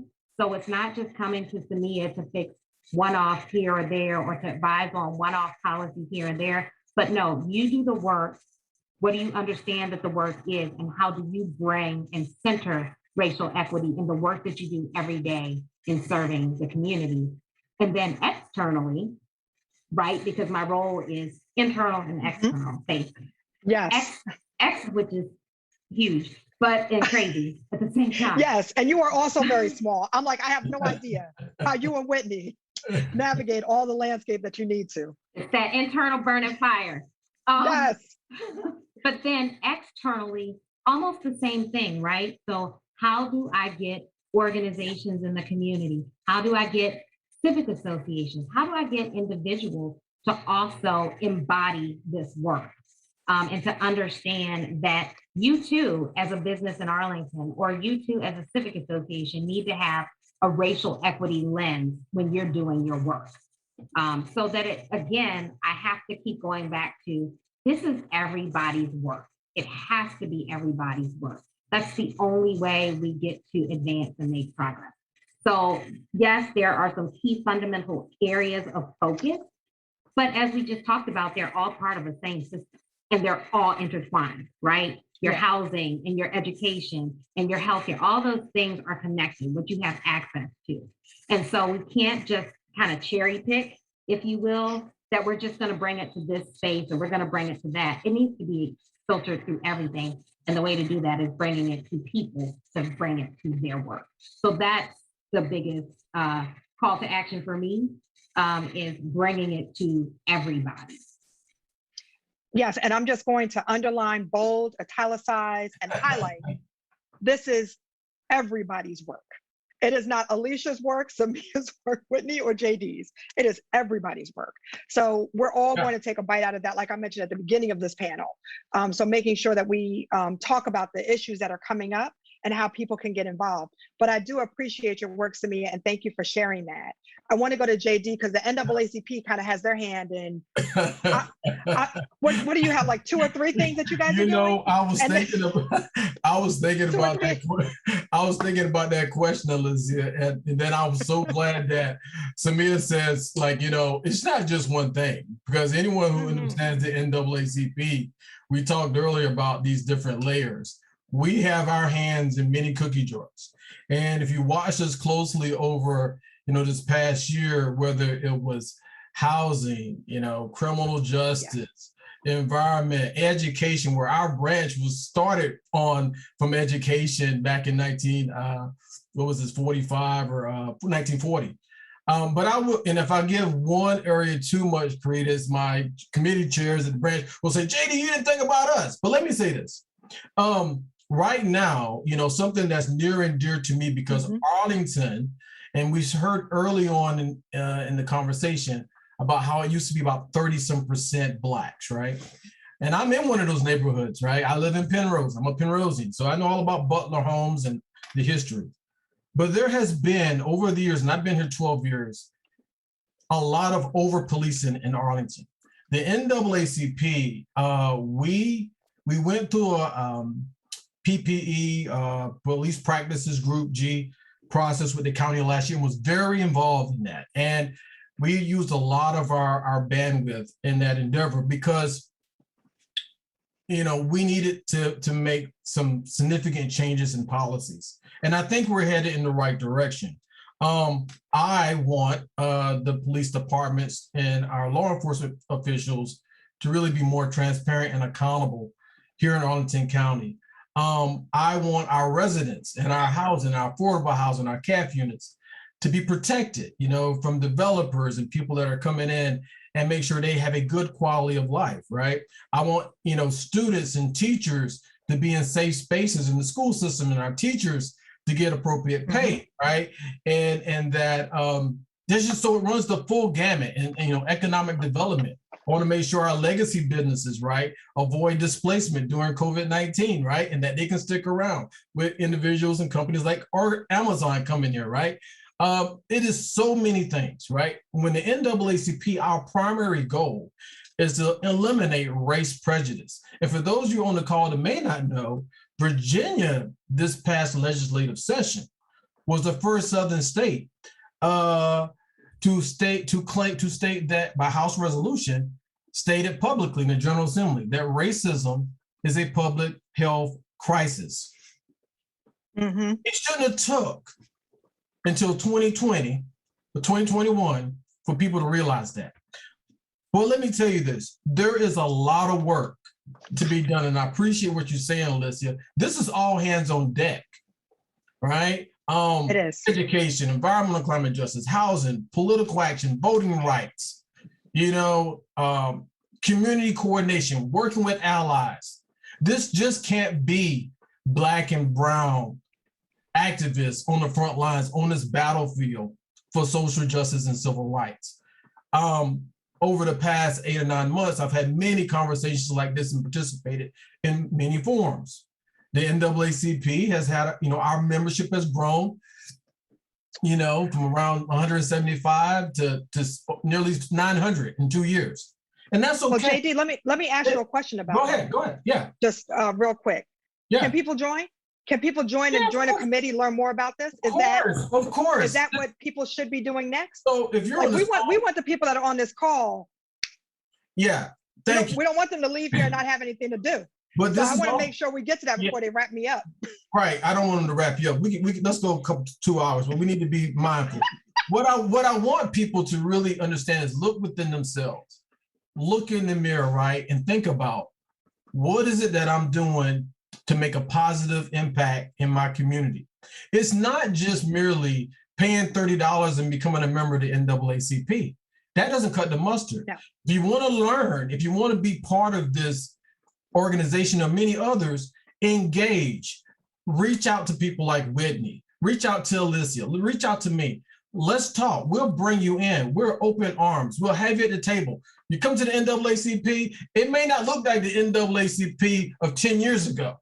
We have a very diverse and forward-leaning organization where minds and perspectives from all walks of life sit at the table and we strategize about policy issues. So yeah, NAACP.com, Arlington.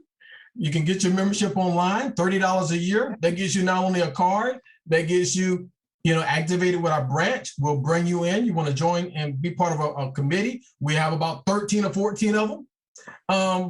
Let's make it happen. So people need to pick what they're interested in, because that's the easiest way to jump in and be an advocate. Sure. JD, wait, I don't mean to cut you off, but I know I want to get to Whitney. And I want to make sure that people understand. Join, and then you can sponsor, and then you can join a committee, and then you can get all of the information that you need to roll this out to more people so that they understand what this issue is about. Yes. Can I tell a joke real quick? It's going to be 10 seconds. Is it a knock-knock joke? Yeah, it's not a knock-knock joke, but I'm starting to get goosebumps. For those on the call that may not know, Alicia and I, along with Samia, last week, was the first time, we were classmates in Leadership Arlington 2022. And I tell you what, we're going to give you some act right the next 8 months. But it's been fun. We're learning a lot. And Alicia and I both are extreme extroverts. So we keep, and I'm loving it. Are we, JD? Yes, we are. So I'm gonna be quiet, but please get engaged. Black Parents of Arlington, NAACP, League of Women Voters, Mom Demand Action, doesn't matter, Arlington for Justice. Yeah. Just come out and activate and be present and be active and let your voice be heard.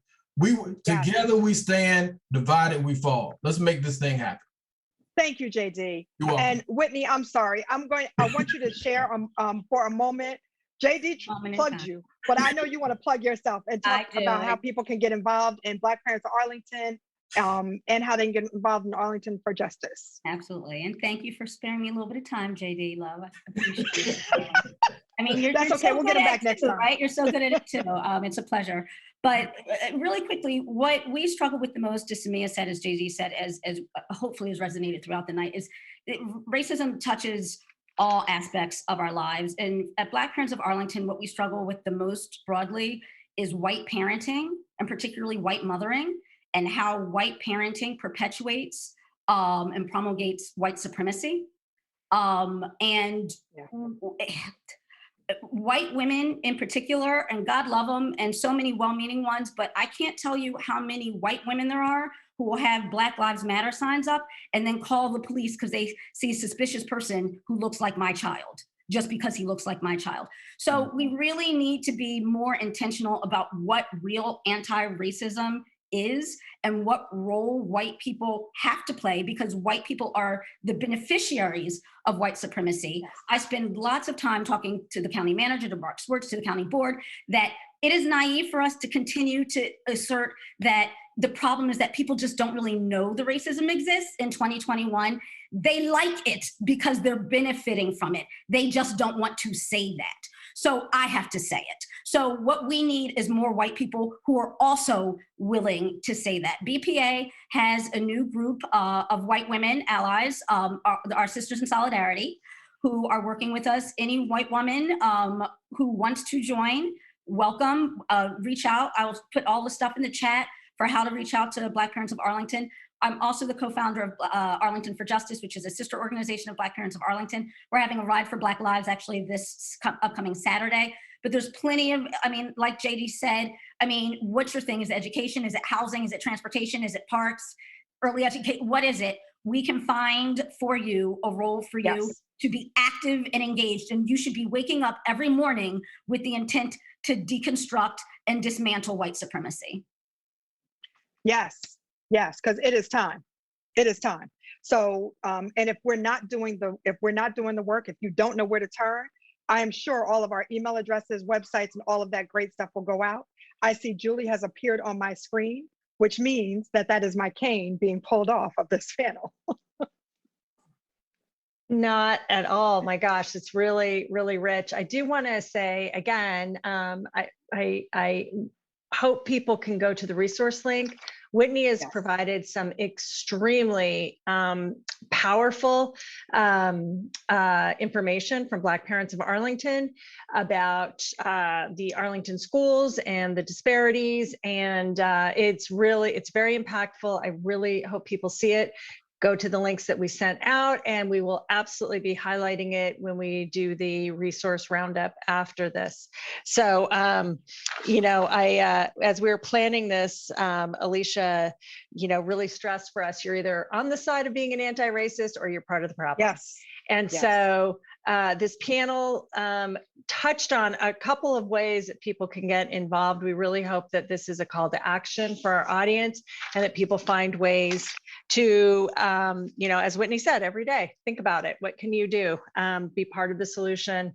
And so we are going to shift to the Q&A. And while Alicia collects some of the questions that are going to be coming her way, I just want to make a couple public service announcements about this webinar series. Tonight, we're focusing on Arlington, but these issues are not, they're not constrained by any jurisdictions. And we intentionally didn't label these sessions to be geographically focused because the geography is incidental. The issues are transcendent. So people have asked in the Q&A what other areas are coming up. The next sessions, we're going to have folks who are going to be speaking to us from Falls Church City and from Fairfax County. So we will be getting into some similar historical challenges, but different players, but very similar issues. And we really, you know, similarly dynamic panels. Please pay attention to that. Also, folks have asked about Wilma's book. Again, it's linked to in the resources, or you can Google her. She's prominent on Google, I have found. And I guess those are some of the highlights. And now, Alicia, you ready to start asking questions? I think, Mike, you can bring up all the panelists now if you're able. Yes. Okay, So now we're moving into the Q&A. We've got about 15 minutes. Yeah, all the panelists can activate their video, and I'll try to Okay. highlight. There we go. And I'm going to start while we have And the I'm going panelists to coming take up. myself off. Yep. And I listened very closely to the things that people shared and saw some of the questions come up. And there was a question that came up, and I said, I cannot let this one go, about gentrification and what it's doing in our historically Black neighborhoods. We talked a lot about land use, about housing, about how your families have been there for a long time.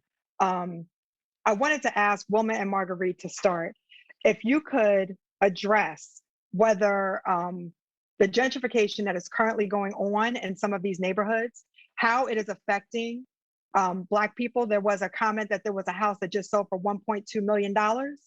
And was that your house, Wilma? Was that yours, Marguerite? No, I mean, Halls Hill is gentrified. There was a study, or I don't remember exactly where the source was, but back right before I became the Citizens Association president, the latest time, like 2017, 2016 or so, they said it was like 22% African American, and some of those people are not people who grew up here. So it's, every month somebody who is from the neighborhood ends up moving out. We had a family down at the bottom of Cameron Street, and their house just got sold. They actually got sold to a family that actually lives in the community, but they're developers, and the house is going to be torn down, and a McMansion's going to be built. It'll be beautiful, but it will again, it's highly, most of the time that there aren't Black people who move in to the neighborhood. Sometimes there are, but most of the time there aren't. And so the neighborhood's greatly gentrified, and Johnson's Hill, I think, is even more gentrified than we are.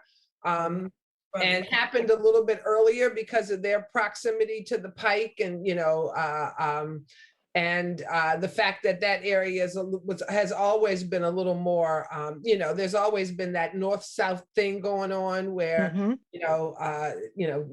I talk about it in the book where they actually twice tried to move Halls Hill to Green Valley to support the hospital and things. So this is a gentrified neighborhood now. And what we're just trying to do is to, work with everybody to make sure that we, recognize the history, but also, make it a great neighborhood for the people who live here now.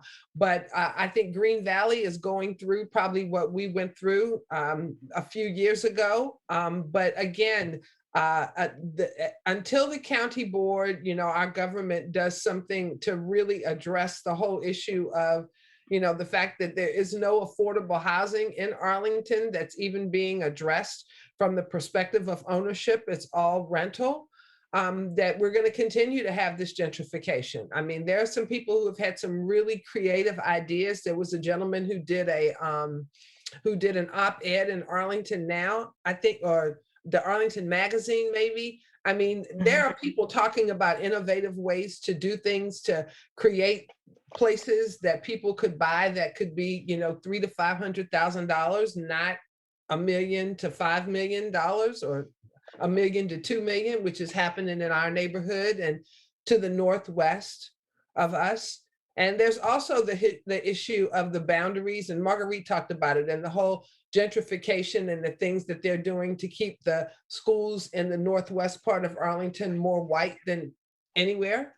So all of those things are— school redistricting. School redistricting, an issue that's close to my heart.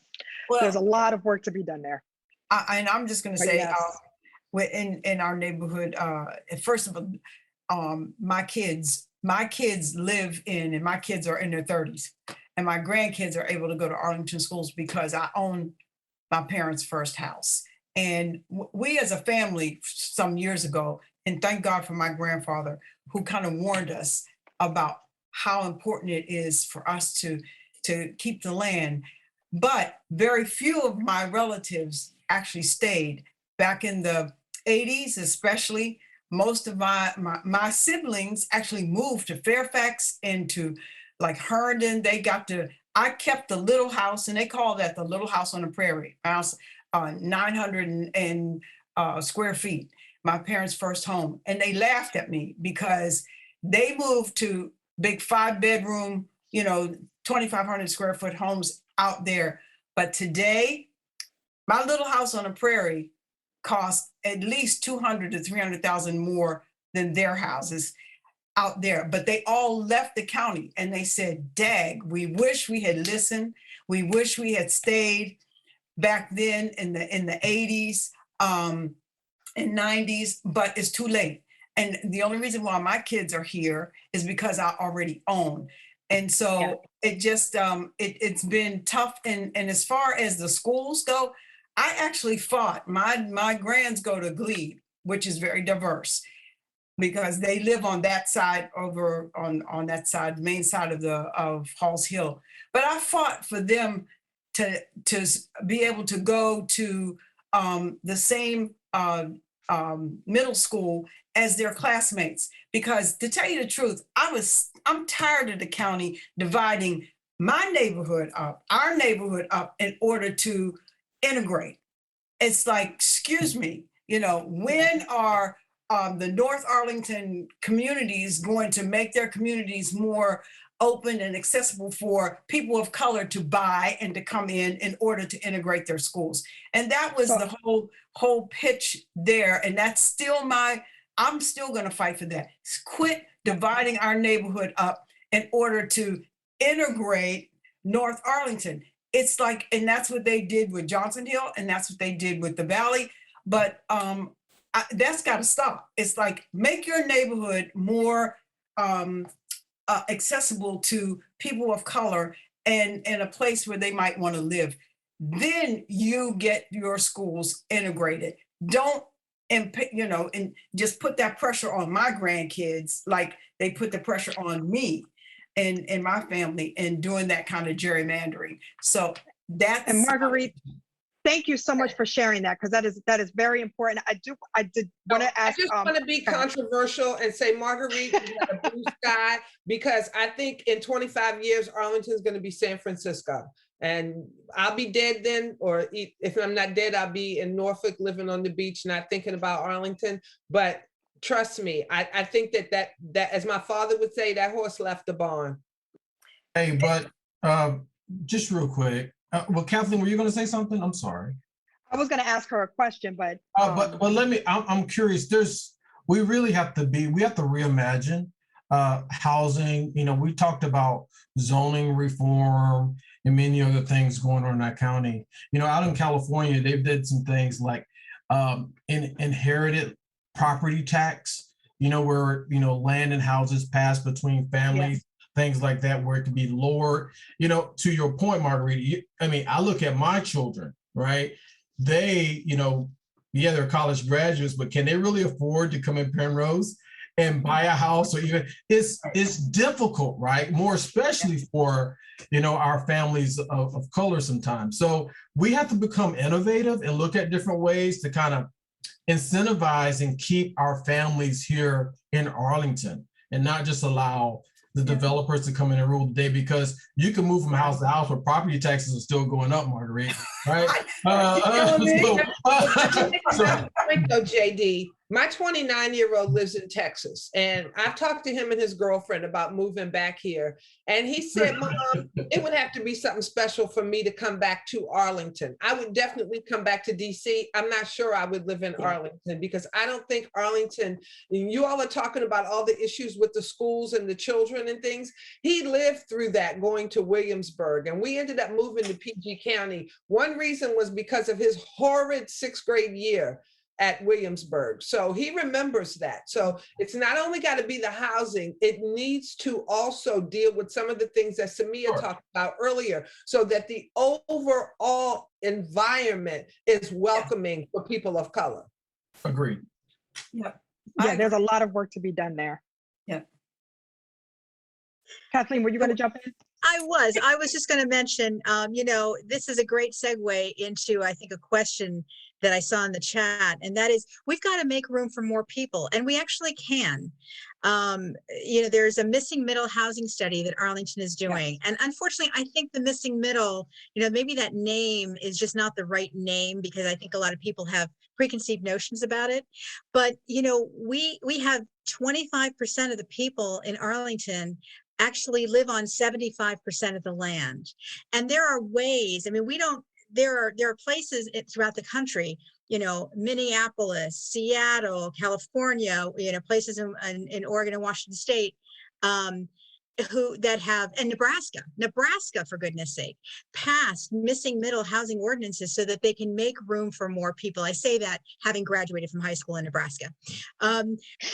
But we can do that here too. But I have to tell you, every conversation we have about missing middle is very much a conversation about protecting what I've got and keeping people out. And I just really, I entreat everybody in this conversation to please join this conversation, because the people who don't want to further integrate their neighborhoods, there are ways to do this. We're not talking about getting rid of single family homes. We're talking about making room for more people. There's gentle density we can do along transit corridors and, the edges of neighborhood and commercial zones. So there is room we have in Arlington, even though we're a small place, but we really need the political will. And that's really got to be a grassroots effort from people here. And you know what, Kathleen, what you said, and it just kind of goes back to the people aspect of it, right? Because it's termed missing middle for a reason, not just because there are physical forms of a housing type missing, but because it was purposely designed over time so that only certain people could have certain types of housing.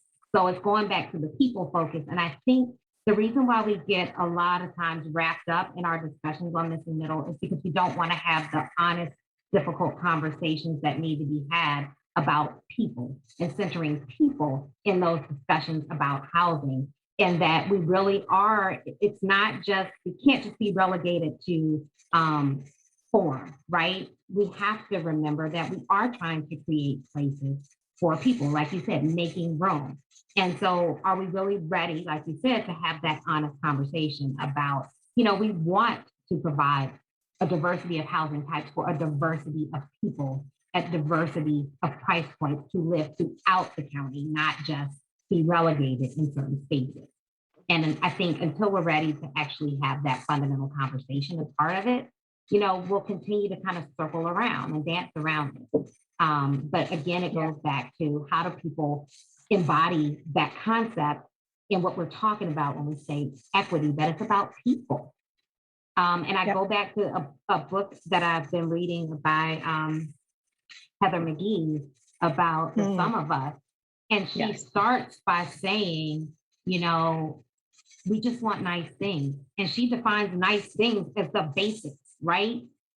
A roof over our head, food, a job. Like, who doesn't want nice things? And why is that so hard for people to understand, that just because of the color of your skin, you're not entitled to those basic nice things?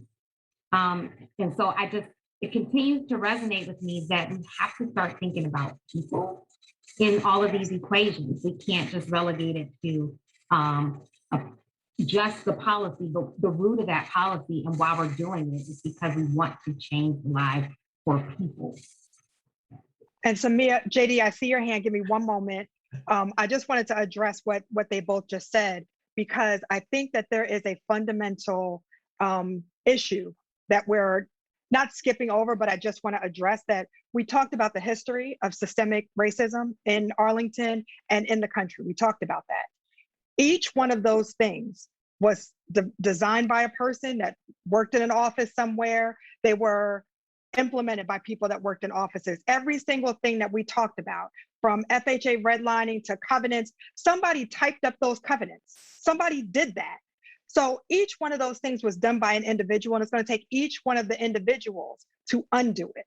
So if this looks like it's big, it's a system, we can't change it, Yes, we can, because it was put into place by individuals and it will be dismantled by the individuals on this call today and more like us. So we are all going to take that step to make sure that we're able to do that. So I just wanted to make sure that we understand that though we're talking about systems, though we're talking about housing and quality of life and appraisals and how much money our homes are worth and single family versus duplexes versus higher density housing, each one of those things can be dismantled by a vote, by legislation, by calling your county board member, by making sure that you show up to a meeting, by joining a committee. Each one of those things can be dismantled.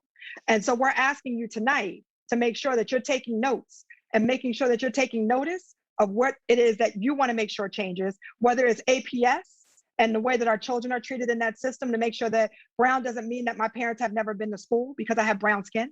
My parents have never been educated. Or make sure that, you know, the transportation is equal in North and South Arlington, which is an issue. I know transportation access can be an issue.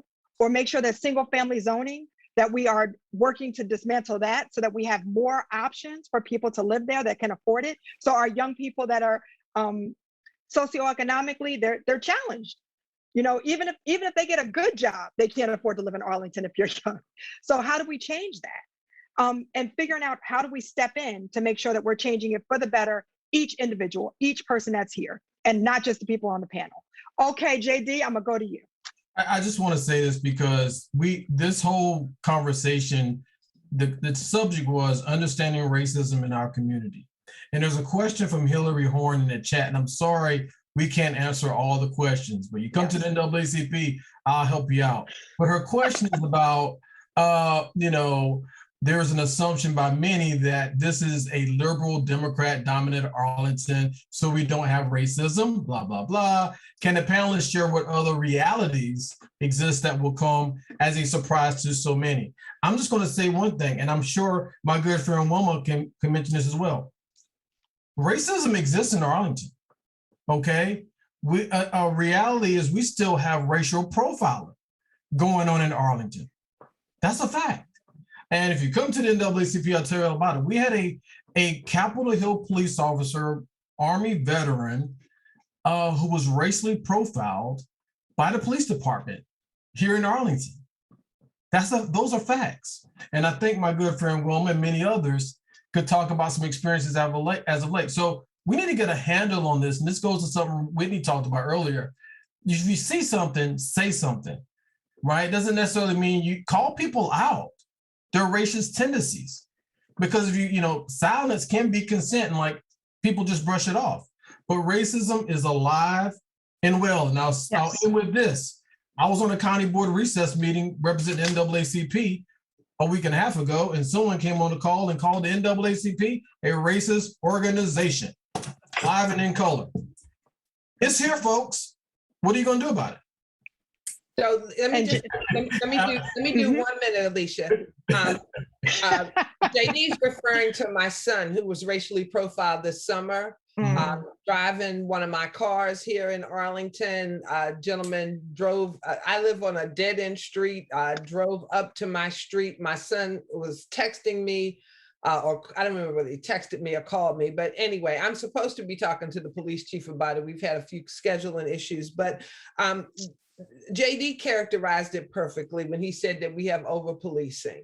And one of the reasons that I supported our current Commonwealth's attorney is because of the issues that I know personally that have happened, especially with young Black men who have had issues with SROs and have had altercations or things happen, and they've had their lives ruined, literally ruined, because of issues with the courts and the fact that they are not given the same fair shake as young white men. And I just think that if people think that racism is not alive, I mean, Arlington's always been pretty much, you know, since we got rid of Crandall Mackey and them folks, pretty much been a fairly, you know, even-handed, you know, what most people think of as a liberal, you know, Arlington is not a bad place. No. Right. But we have challenges. And if we're trying to get to the point where everybody feels comfortable living in the community the same way. If the people in Halls Hill and Green Valley and on the Pike and in all the places where have historically experienced challenges, if we're as comfortable as those people who in Yorktown and Country Club Hills and the like, then we've reached a plateau that, you know, hopefully everybody will feel like, you know, Arlington is a good place for everybody. But right now, we still do have challenges, and especially for some of the ones who have been underserved in the past, they're still being underserved now. Our marginalized communities there's an issue. There's an issue. And I just want to echo what you're saying, that you're on one side of this or you're not. So there is a path that we are all walking, which is racial equity. We are all walking that path. You are either moving with us, moving forward, as everyone on this panel is, or you are standing still and holding up other people. You know, someone's on the escalator and they're just standing there, just holding the space, and you can't pass them. Sometimes we're doing that. And the other thing you can be doing is moving backwards away from us. So where do you want to be in this conversation? Do you want to be in a place where we are all trying to move together to make sure that we're not asking for you to, you know, do a whole bunch? We're asking for equity. We're asking for us to be equal and to get what we need. So the fact that we have brown skin doesn't predetermine where we end up in life. So if that's important to you, if that's something that you feel as though you want to take a part in, join us. If it's something that you're not sure about, read some books, listen to some podcasts, and still join us. If it's something that you've already started, we really do commend you, and keep doing it, because this will not be solved by a 2-hour conversation on a Wednesday night.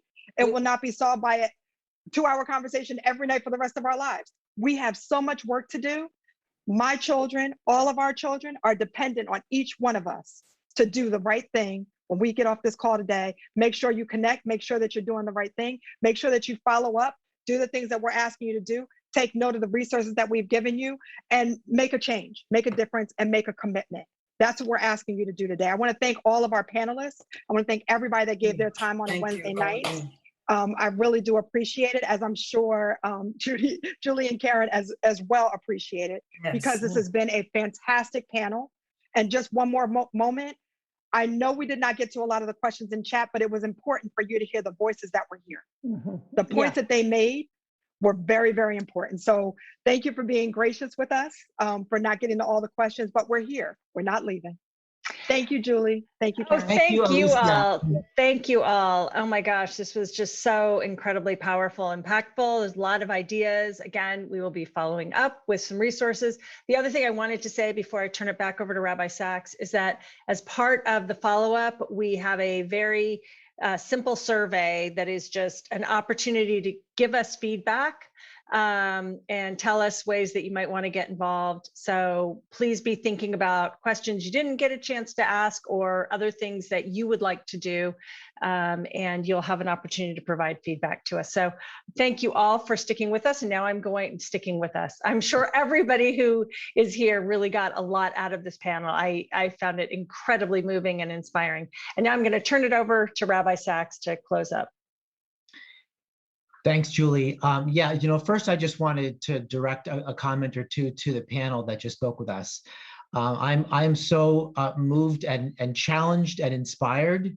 It was just great. I especially, when we heard from Wilma and Marguerite, it was really emotional, and it really helped me to get a sense of what life was like for you growing up, when you talked about the need to be liked, and how hurtful it is when you find that you can't, you're not going to be liked by everyone, and the story about somebody thinking that you would have a tail. I think that those of us that are Jewish on the call could really relate to that, because we have had something about having horns.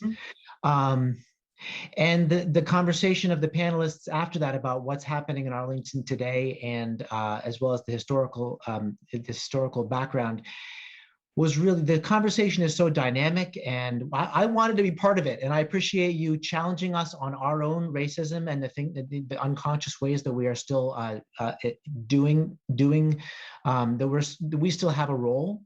And I appreciate you inviting us into the conversation, because it's a conversation that I want to be part of, that we want to be part of, and we want to do something. So, and now to everybody who's watching, thank you again for being a part of this. You know, we've told you, but we'll just say again, there is another session on October 20th, and another one then again on November 10th.